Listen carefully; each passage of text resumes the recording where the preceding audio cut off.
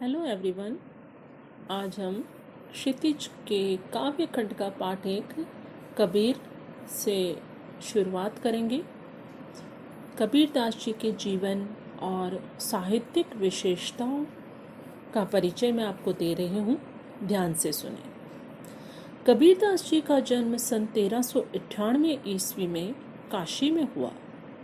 ऐसा कहा जाता है कि उन्हें एक विधवा ब्राह्मणी ने जन्म दिया और लोक लाज से बचने के लिए लहर तारा नामक तालाब के किनारे रख दिया। नीरू और नीमा नामक मुस्लिम दंपत्ति ने उनका पालन पोषण किया। वे अनपढ़ थे।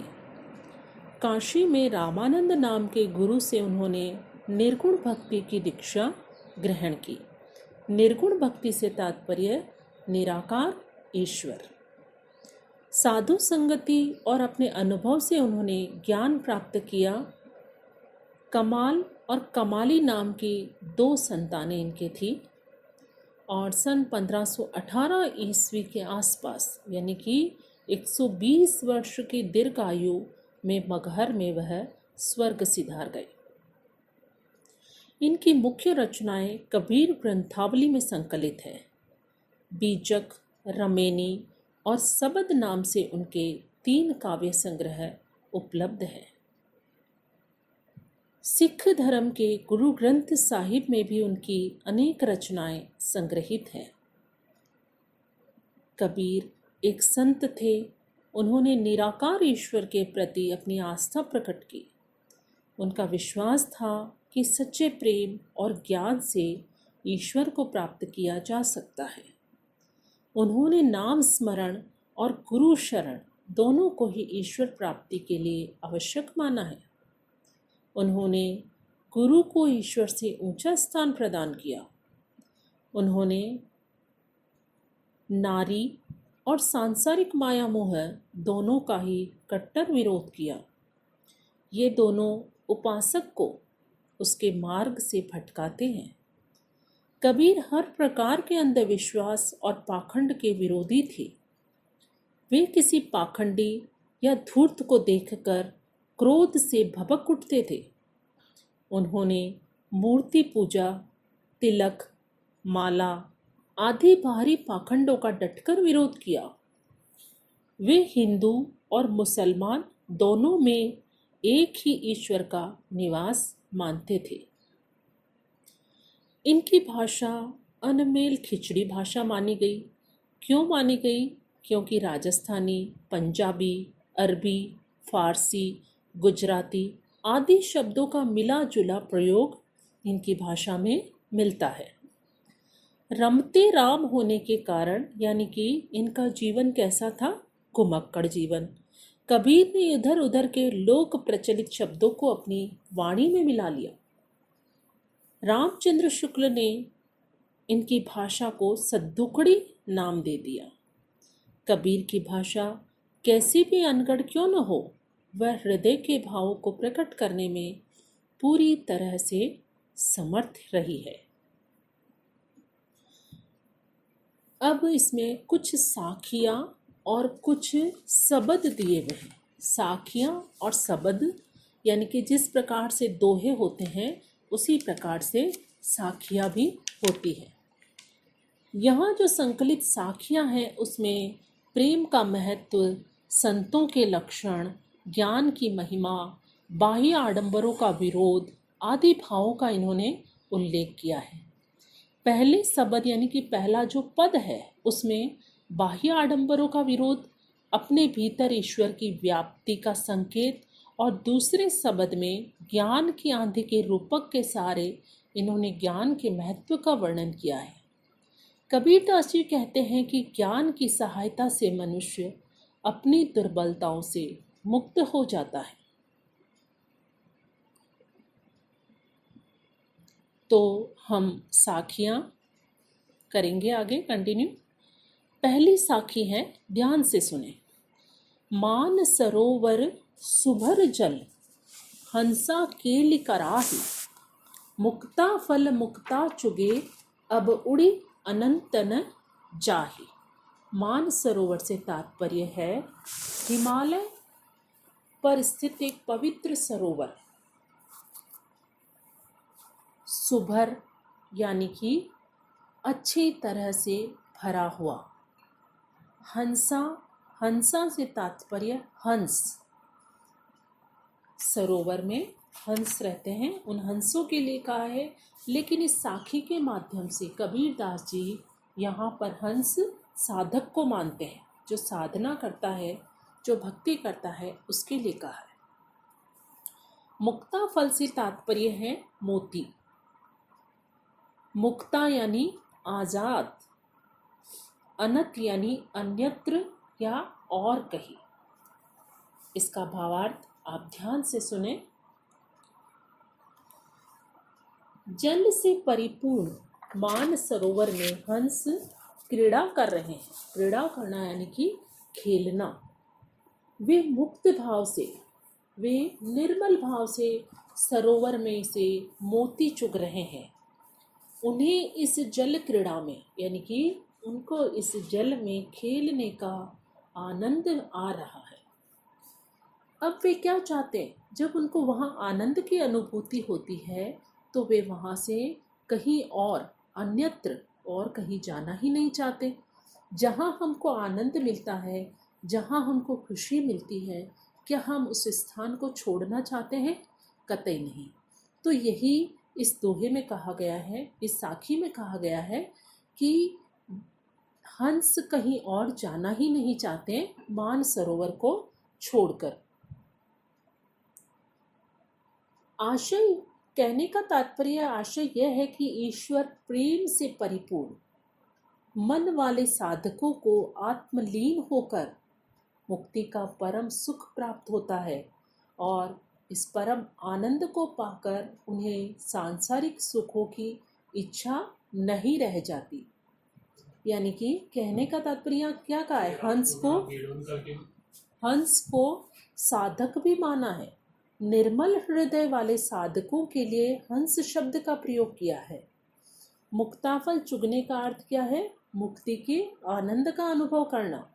यानी कि मान सरोवर के पवित्र जल में क्रीड़ा करते हुए हंसों को मोती की प्राप्ति होती है, इससे वे आनंद का अनुभव करते हैं। इसी प्रकार भक्त और साधक जो होता है उसकी मुक्ति को ही परम सुख मानते हैं। इस परम आनंद की प्राप्ति होने पर उसको कहीं और जाने की, अन्यत्र जाने की इच्छा नहीं रहती।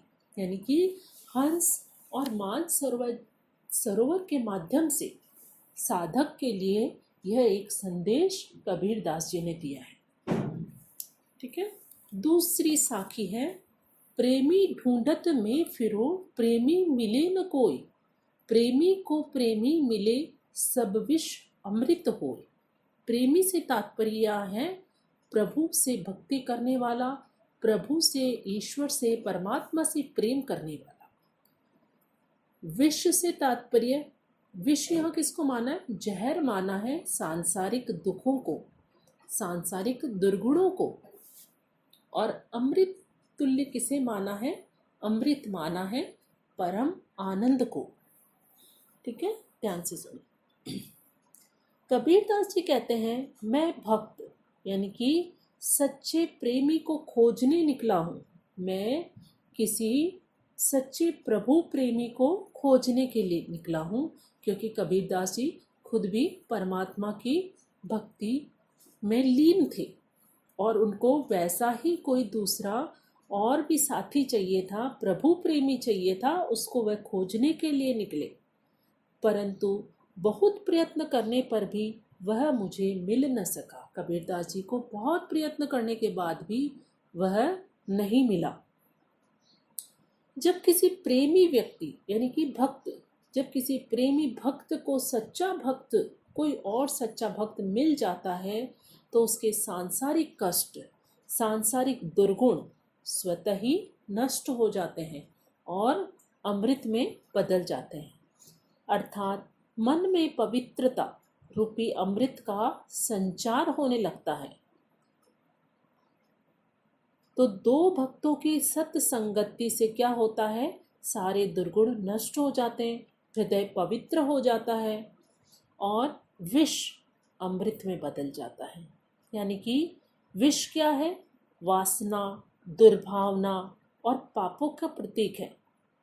और अमृत क्या है? अमृत है भक्ति, मुक्ति, आनंद, पुण्य और सद्भावना का प्रतीक है। ठीक है। तीसरी साखी है इसमें, हस्ती चढ़िए ज्ञान की सहज दुली चाडारी, स्वान रूप संसार है भूकन दे झक मारी। हस्ती यानी हाथी, सहज यानी स्वाभाविक रूप से या आराम पूर्वक, दुलीचा यानी कि कालीन।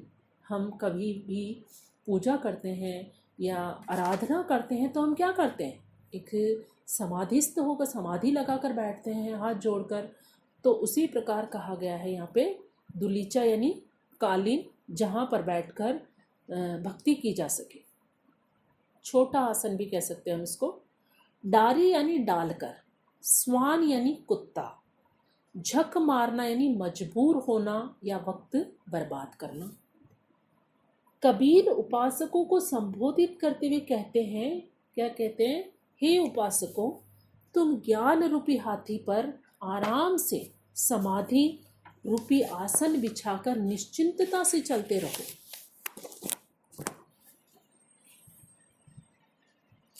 संसार किसके समान माना है? कबीरदास जी ने संसार को कुत्ते के समान माना है, कुत्ते से उसकी तुलना की है। क्यों की है? क्योंकि जो हाथी को चलते देखकर बेकार ही भौंकता रहता है, उससे तुम्हारा कुछ बिगड़ने वाला नहीं है। आशय यह है कि प्रभु साधक को दुनिया की निंदा की परवाह किए बिना साधना पथ पर आगे बढ़ते जाना चाहिए।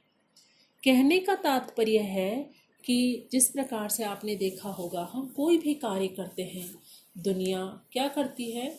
उसमें कुछ न कुछ कमी अवश्य निकालती है।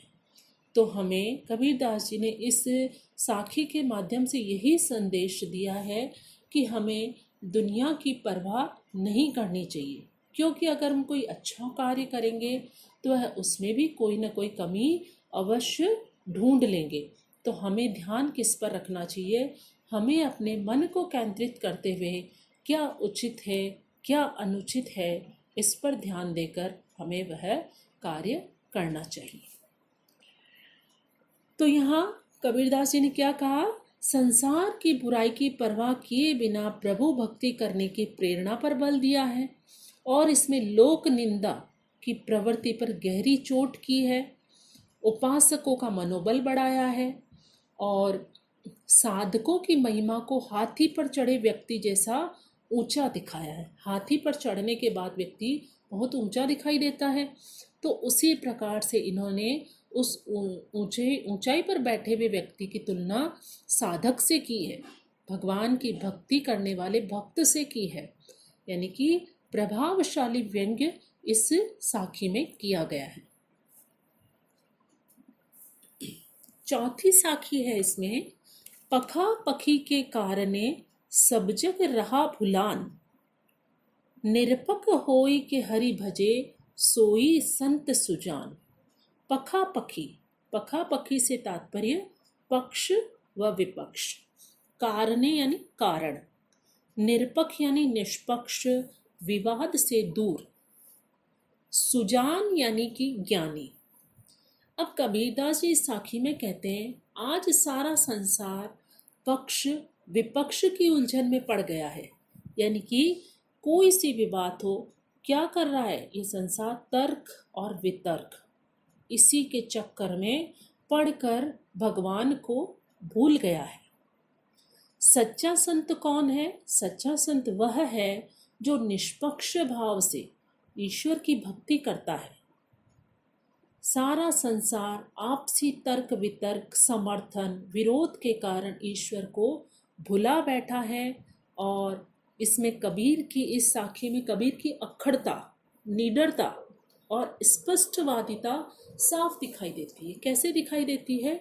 क्योंकि चाहे सामने वाले के मन को आघात लगे, लेकिन फिर भी वह अपनी बात स्पष्ट रूप से कह रहे हैं क्योंकि वाकई में संसार क्या है, तर्क वितर्क में ही उलझा हुआ है। हर किसी भी बात का पक्ष और विपक्ष दोनों हमेशा तैयार रहते हैं।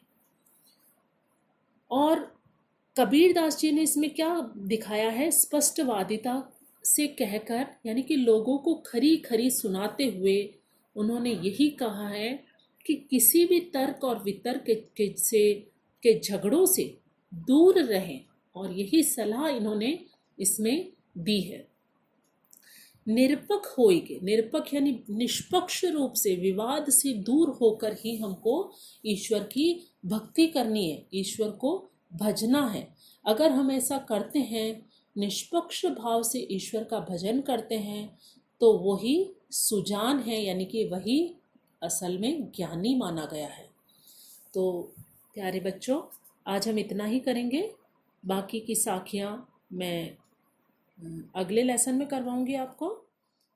Thank you.